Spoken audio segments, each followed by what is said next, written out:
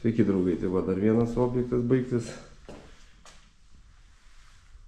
Turim tokį, paskui gale video parodys, kaip atrodė baisiai. Sudėjom laminatus, išgriovėm sienas, įėjimą naują padarėm. O, gerai. Tai va, čia išdažyta idealiai. Gal yra kažkokių. Sudėjom gipsus čia va, visur naujus. Gipsus, atkosus sutvarkėm. Nu, video matysis, kaip atrodė viskas. Gale video sudėsiu aš tą. Laminatas gražiai sudėtas. Ir tokiu.